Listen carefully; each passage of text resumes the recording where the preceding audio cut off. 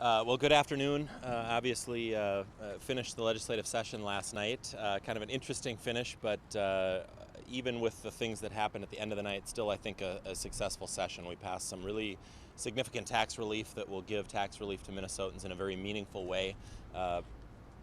Things like exempting veterans' retiree benefits from state tax, college tuition tax credits, taking care of some ag property tax relief for our farmers, things that really are going to make a difference for Minnesota families, and we're really proud of that. The governor has indicated that he likes the provisions in the bill, and although he says he won't commit to signing it yet, we believe that that bill will get his signature. As far as the bonding bill, incredibly disappointed that that bill did not end up passing on the Senate side to become law. This was an incredibly good bill.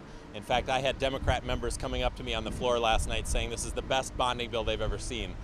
It was incredibly heavy in infrastructure, particularly transportation infrastructure.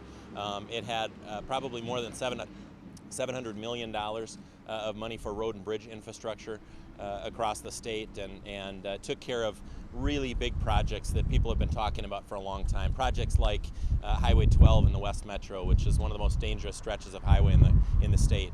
Highway 14, Highway 23, Highway 10, really big projects that this would have really made a difference in maintaining and upgrading our road and bridge infrastructure. So incredibly disappointed that that bill didn't become law. Obviously, some disagreement going on about what was supposed to happen there. We had talked with Senator Bach earlier in the day. He did share with us the language that his members wanted added. We rejected that. He knows full well we rejected that. In fact, his staff and he asked us to help him find votes in the GOP Republican caucus, or in the Republican Senate caucus, to make up for the votes that he was going to lose by not having that Southwest Light Rail language in the bill. We did that. Senator Han was involved in that and committed to putting up those votes. We followed up a couple of times with Senator Han and Senator Bach's staff. So the understanding was crystal clear, and unfortunately the Senate decided to add a controversial amendment that was outside of our agreement and send the bill back to us with literally minutes left before midnight.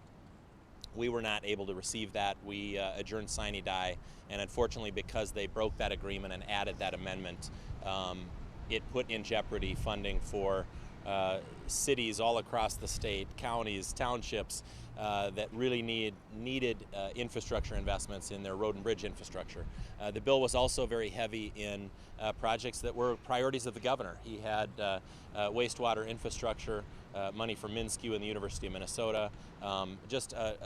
It was really a great bill, and a majority of the minority caucuses in both houses voted to pass the bill. So that ought to tell you how much support this bill had in the legislature. This morning I called the governor and asked him to call a special session. I asked him to call a meeting of the four leaders and the governor as soon as practical today to meet to discuss the details. We have a couple of logistical problems. I have all of my members in town right now. I've asked them all to stay here until we can meet with the governor. And we're losing our chamber beginning on Wednesday. It's back under construction beginning Wednesday. So I indicated that to the governor. I asked him to call a special session either today or tomorrow to pass the bill as it was agreed upon last night. The governor has been very positive about the contents of that bill. This morning I think he was on the radio praising the projects that were in it and the $1 billion of needed infrastructure investment around the state. So I know that not everyone's priority was in the bill, but Minnesotans' priorities were in this bill in a very broad sense. So with that, I can take some questions. Speaker, the bond bill fell apart because of a disagreement on transit that has not really changed over the course of the last 2 years. Is there any room for compromise there on either side? Well, you know, and the interesting part is what held up the bill at the end was something that was not in the bill, and was tried. You know, somebody tried to use this bill as a vehicle to advance an agenda on another issue. This bill really wasn't about Southwest Light Rail, and it broke the agreement that we had, and it was outside of the scope of the bill. And unfortunately, that controversial issue put at risk all of these other projects that are so not controversial. I mean, this bill was such a, I don't know that we can find a controversial thing in the bill. It really was a good bill, and I don't think we've seen the kind of transportation infusion of dollars that this would have put into our road and bridge system ever in the state of Minnesota. I mean, it likely would have been more than $700 million of road and bridge money in 1 year. It would have been just an unbelievably huge infusion of dollars into our road and bridge infrastructure. So I literally had Democrats coming up to me on the floor of the House last night after our speeches and even before that saying, "Oh my gosh, this was such a great bill. I can't believe the Senate did this." And you know, I think we're all frustrated. I don't think any of us like the process that crams everything into the last few hours. You can probably tell by looking at me, I haven't slept a lot. I got 4 hours of sleep last night, which is about twice what I had gotten any of the 3 nights prior. So none of us like that process, and it does need to change. But you know, some of this is what I would call textbook Tom Bach. It's wait you out to the very end until there's just enough time to get something accomplished, and then say that you're willing to do it. You know, Senator Bach and I have become good friends. I have a lot of respect for him. We get along very well, but that's, I mean, that's his tactic, and he's good at maneuvering in the legislature. But he uses time management to what he thinks is his advantage. Unfortunately, in this scenario, I think it hurt the process, and you know, we had to put a bill on the floor which had broad bipartisan support. It had input from the minority caucuses in both the House and the Senate. We were given a list of projects by Alice Hausman the night before. If a potential bill came together, what had to be in the bill? We put every single one of those projects in the bill. I think I don't want to speak for her, I think she was thrilled with this bill. So it's unfortunate that, you know, some kind of clock management tactics, and that's what they were. And it's textbook Tom Bach. Wait you out to the very end and leave just enough time to get something accomplished. Unfortunately, in this situation, he did it a second time by trying to send the bill back over with 3 or 4 minutes left in the session and force us to accept something we had already said no to. And that's just not right. This shouldn't be how it works. And is that what you text did? message. He sent you a text message at 11:44. He sent you the text message at 11:44 saying, "Are you going to make that change to 10 to 20?" He said you did not respond, and that's what created the problem. He asked me at 10:44. I did have that text message on my phone. He asked me if that change had been in the bill. I did not get that text message until after we had adjourned sine die, so I didn't know anything about it. But he was very clear, and he and his staff had said to us that when we rejected that language earlier in the evening, that he would need help passing the bill. We literally went and found the votes in the Republican Senate to help pass the bill. And then we followed up with Senator Bach's staff to let him know that we had those votes. Everyone knew, because of the letter that 7 DFL senators had sent to Bach earlier, that they weren't going to vote for a bonding bill unless it had Southwest Light Rail. Everybody knew we'd need 7 more votes without that language. We delivered those. They asked us to deliver those votes. We delivered those votes.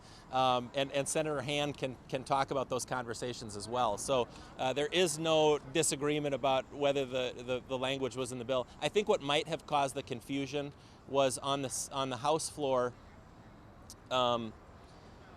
one of the Democrat members, I forget who, offered an amendment. Hornstein offered an amendment that had to do with some rail language. Non-controversial. It should have been in the bill. It was omitted accidentally. It was caught. We offered the amendment. I think that there's a possibility there was some confusion on Bach's part whether that amendment was that language. It was not, and you know, the language was controversial. I can't pass the bill with that language in it. So, and he knew that. So, does this all come down to your opposition to Southwest Light Rail? Is that ultimately what derailed? You know, folks asked me last week in just inside the building in a press conference if I wanted to kill light rail, and you know, my personal opinion is I don't like Southwest Light Rail. I don't think it's an effective and efficient use of our dollars. It's highly controversial, even in the communities where it will serve. It's highly controversial, but it's very highly controversial out beyond the metro area, where folks are clamoring to get money for their road and bridge infrastructure.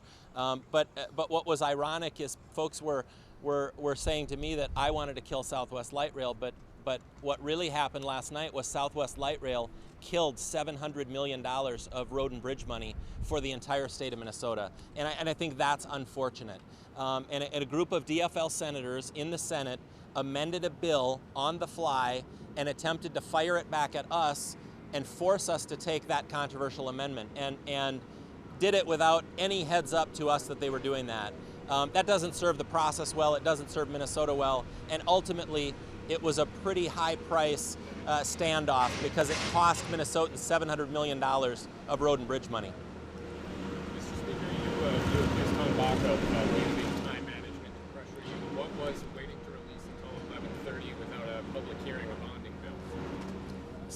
I apologize about the background noise. Ask the question again. You accused Tom Bach of using time management to try to pressure you. What was waiting until 11:30 to release this bonding bill without a public hearing? Was that time management pressure?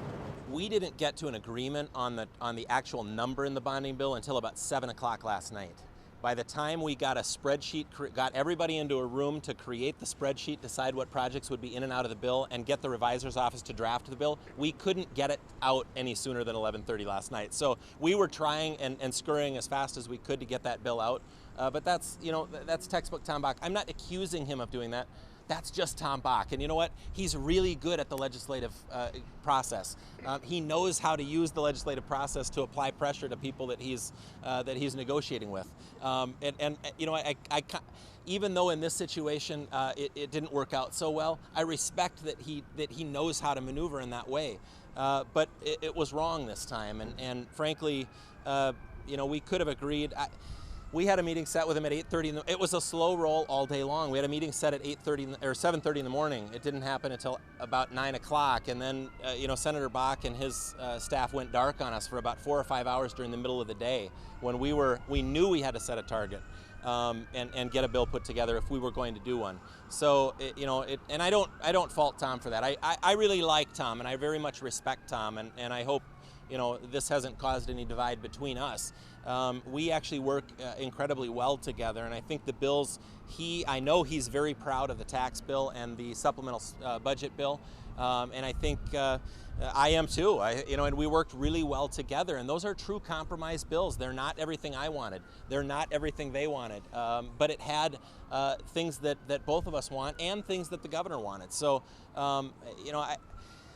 I'm optimistic that we can get this done. I'm very cautiously optimistic, however, because the agreement on this bonding bill, as popular as it is, and as much support as it has, I believe it's a fragile situation right now. And if we start from square one and try to rebuild a bill with projects that really haven't been considered or try to readjust the size, I fear that this bill will fall apart and we won't come to an agreement, and Minnesotans won't be well served. They're the ones who will lose out. So that's why I've contacted the governor. He indicated that he does not, that we'll likely not meet today from what I understand. He said something to the effect of there wasn't consensus on whether we should meet. I think we owe it to Minnesotans to meet and to talk about this as leaders. I have, since his press conference, texted all of the leaders and asked them if they're willing to meet and encouraged them that we should meet. I think it's the right thing to do. I think Minnesotans expect us to pass this bill. I don't think they liked the political gamesmanship with Southwest Light Rail last night. It wasn't included in the bill. It should not have been added with 5 minutes left of the legislative session. And unfortunately, it should have been dealt with separately. If that was an issue, we should have dealt with it separately. It was controversial, and unfortunately, it cost us the entire bill. But I'm hoping we can kind of resurrect and recreate where we were at and pass that fairly quickly. My encouragement to the governor has been, let's do that today or tomorrow while I still have members in town and while we still have access to the House chamber.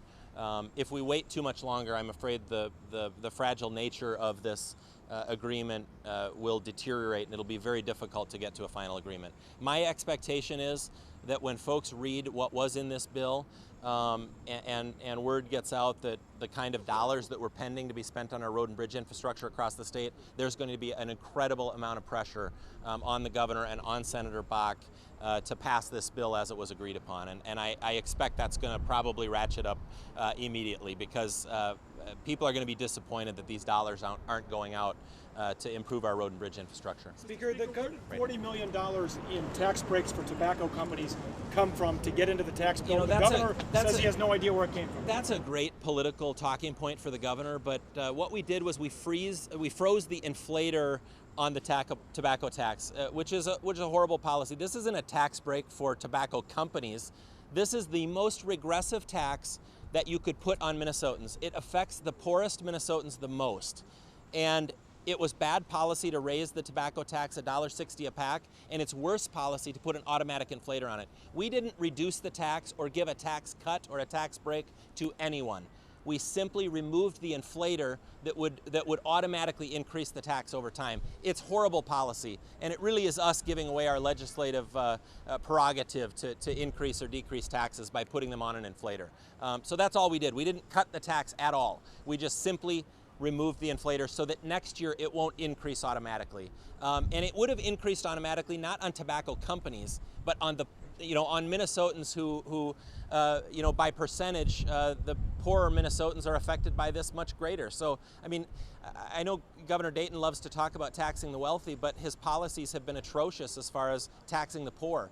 It was, I don't know if they've still really backed away from the gas tax, but that's another example of a horribly regressive tax that really hurts lower income people much more than higher income people. So I think your policies have to represent your vision, and unfortunately these policies have been opposite to what I think the governor's vision has been.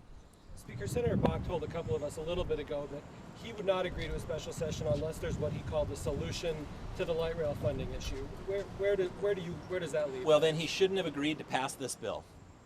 He shouldn't have agreed to pass this bill without that language in it, and that's what happened. So, Senator Bach, I don't think this was Senator Bach. I don't think that he put that amendment on and fired it back at us. I think he had 7 members of his caucus that signed a letter a week ago that wanted light rail included, that saw an opportunity to put that amendment on and send it back to us and force us to take it. And unfortunately, their plan backfired. And that's going to cost Minnesotans potentially $700 million of road and bridge money. I mean, this was an unbelievably good bill. There was $300 million in cash in the bill that would have put money into transportation infrastructure. There was another $240 million approximately of local road and bridge projects in the general obligation portion of this bill.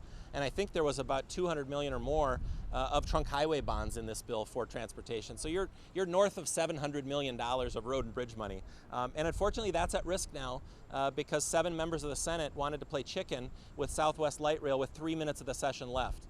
They should have had these conversations about what was needed with Southwest Light Rail prior to 3 minutes being left in the end of session. It's tragic. Would you like to let the local people in the metro area decide that issue? That has been discussed, and I think, and I applaud Chair Dibble and Chair Kelly for working so hard over the last year and more to try to come to some agreement. Unfortunately, I don't think they quite got to where it was going to be, able to make the caucuses happy. We ended up with a situation in our caucus where the Metro members were pitted against the outstate members, and it was such a divisive issue that we made a decision just not to proceed with that and to fall back to our Plan B, which